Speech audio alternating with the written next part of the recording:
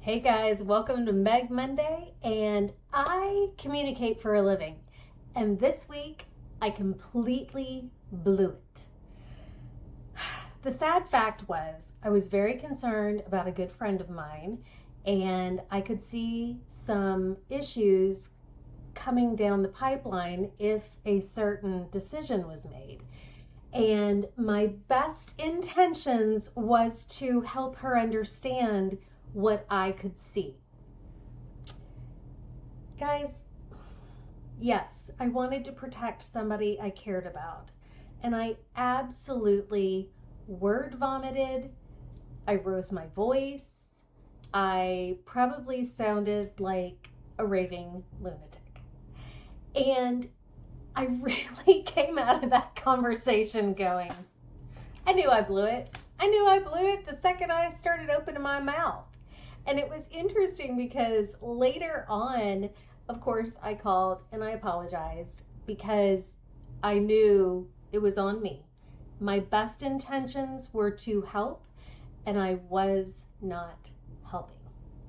And it's interesting because I didn't even get across what I was trying to communicate.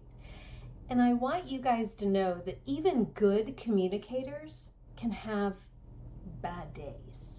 Because guess what? None of us are perfect. We do the best we can. And sometimes our best isn't good enough. And it's interesting because I feel like what the problem was is I was emotionally invested in this scenario, and I was really starting with more, I need them to understand. I need to stop this. And if I don't say something, I'm going to regret it, which all are good intentions. But I just did it so poorly. And so I want to teach you guys how to learn from my mistake. Because, funny, as a communicator, I do know the right way to communicate and the wrong way. But when emotions are high, sometimes all of that just flies out the back door. So I have thought about the slow method because I always believe that fast is not always best, especially when it's about communicating an idea, a thought, or something that needs to be heard. Because, that's the worst part, guys, is if we don't communicate well, what the good things that are in our heads and in our hearts don't get heard, and therefore they don't get implemented and nothing changes. So the slow method is S, stop before you speak.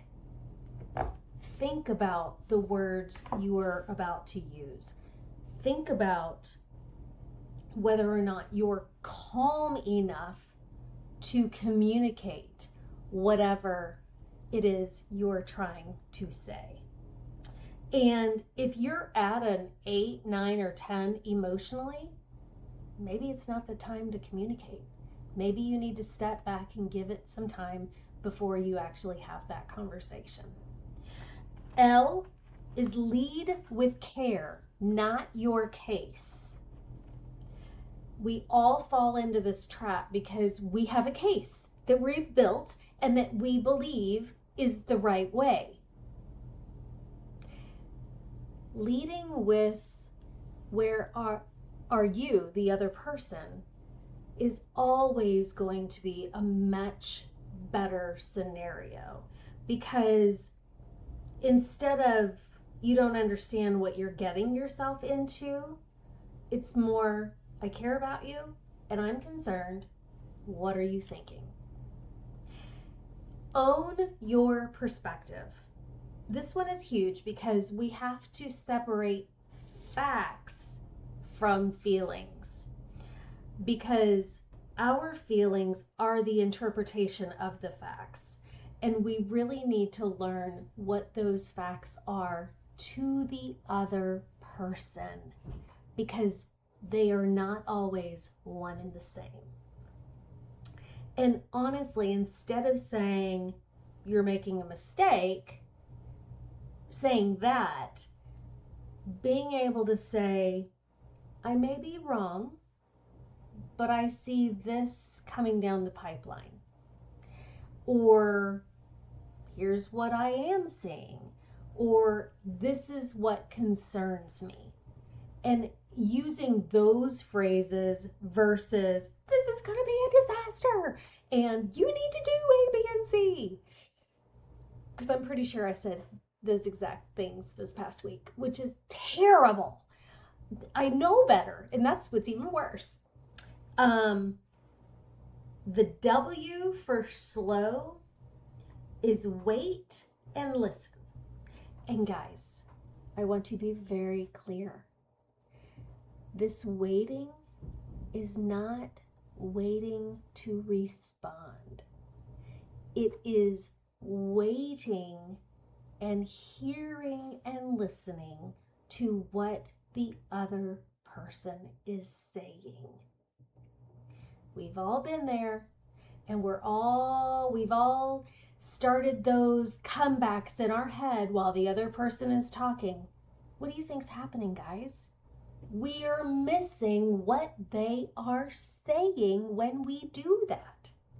So shut up and listen. And that will help communicate your concerns to the other person.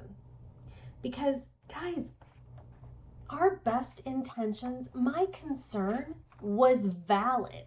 And I definitely wanted that person to hear the concerns and to understand what I did see coming down the pipeline and down the road. But if I don't communicate it well, they'll never hear what those concerns are.